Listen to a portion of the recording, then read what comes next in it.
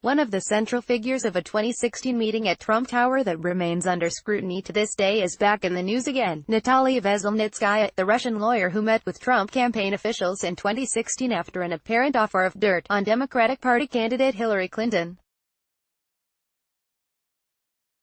Donald Trump Jr., Jared Kushner and Paul Manafort were all at the meeting. The latest news isn't directly about Veselnitskaya, however. The Russian official believed to have been directing Veselnitskaya has turned up dead.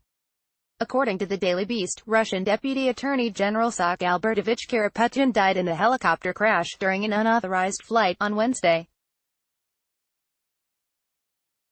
The helicopter went down in a forest. He was 58.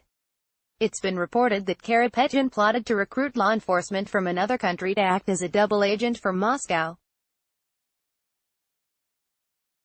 Adding to the mystery is that the pilot of that helicopter, Stanislav Maknov, 54, reportedly decided to fly in adverse conditions without approval. The Prosecutor General's spokesman Alexander Karanoy disputed that the flight was unauthorized when commenting to the press. Karapetyan was described by the Daily Beast as intimately familiar with operations Russian President Vladimir Putin has authorized, and as being instrumental for over a decade in foiling international investigations into Russia's conduct. The Moscow Times reported that 3 bodies were identified in the crash. Arak Harutyunyan was identified as one of the dead. The crash happened as Putin dismissed the idea that Russia targeted scumbag ex-double agent Sergei Skripal. Skripal, a former GRU officer, and his daughter were notably poisoned by a military-grade nerve agent.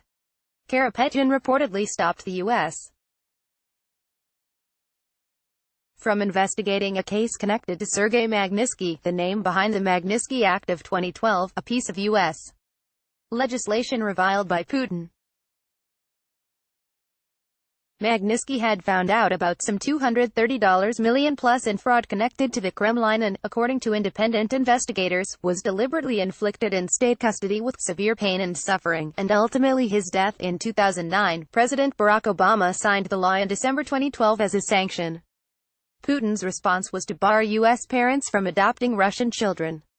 Veselnitskaya tried to lobby the Trump campaign to overturn the Magnitsky Act, allegedly at the deceased Karapetyan's direction. Image via Yuri Martynov, AFP, Getty Images.